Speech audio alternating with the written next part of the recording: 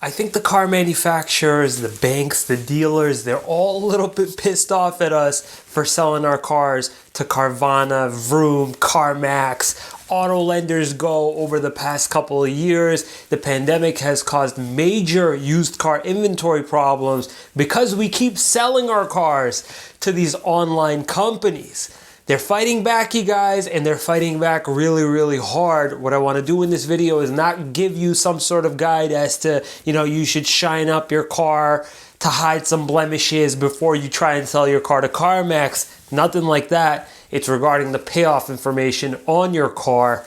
And hopefully by the end of this video, you'll know exactly how to approach selling your car to a third party without running into the issues I'm going to be talking about. What is happening, guys? Ari here from Boston Automotive Consulting, and in the description below you're going to find resources so that you can shop around for the very best new car deal simply by plugging in your zip, checking off the dealers and having them compete for your business. You'll also be able to shop around for insurance rates, get your auto credit scores, as well as shop for an auto loan. If you're new here, please consider subscribing because this whole channel is going to teach you everything you're going to need to know so that you can negotiate your best possible deal.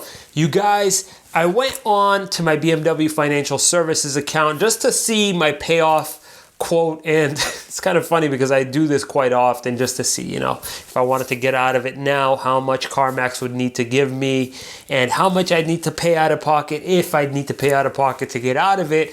I went on there and I saw on my payoff quote sheet that it said this quote is only valid for you, and if you're trying to sell to a third party or some other verbiage, the payoff may change. That's a first for me. I had not seen that before, and I think, if I'm not mistaken, this was probably updated in the last few months. So I think in response to the pandemic and the inventory shortages, used car inventory shortages, because dealers rely on lease returns to replenish their stock of used cars, because these cars aren't showing up at auctions and scheduled lease maturities, I think that these guys are getting pretty pissed off that they're competing with Carmax and Carvana for their own car.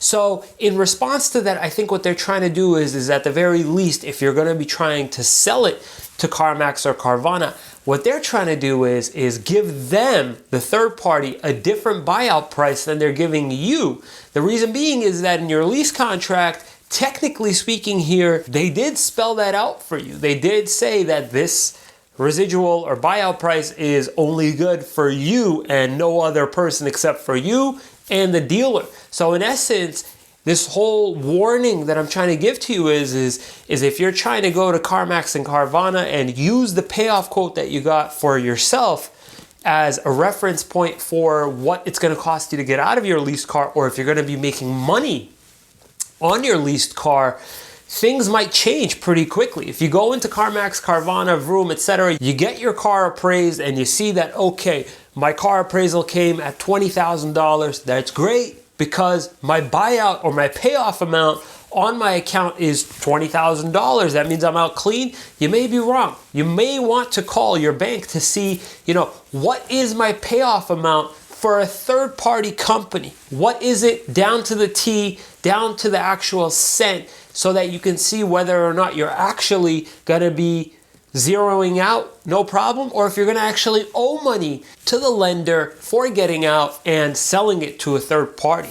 This is recent, you guys. This is something that's been taking place over the past 6 months or a year. However, there are other companies that have been doing this for quite some time, because this is why I always mention that if you can, try to stick with a captive lender, instead of doing, say, US Bank, try and do it with Chrysler Capital type of thing if you're trying to go for a Jeep, Dodge Ram, etc.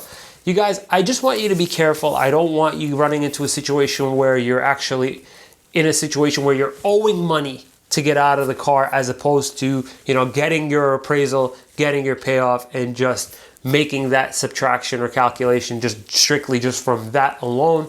You need to call your bank and find out exactly what the payoff is for that particular third party. I hope, you guys, that this information was useful so that you can get ready and have the most accurate information when you're out there trying to get out of your leased car.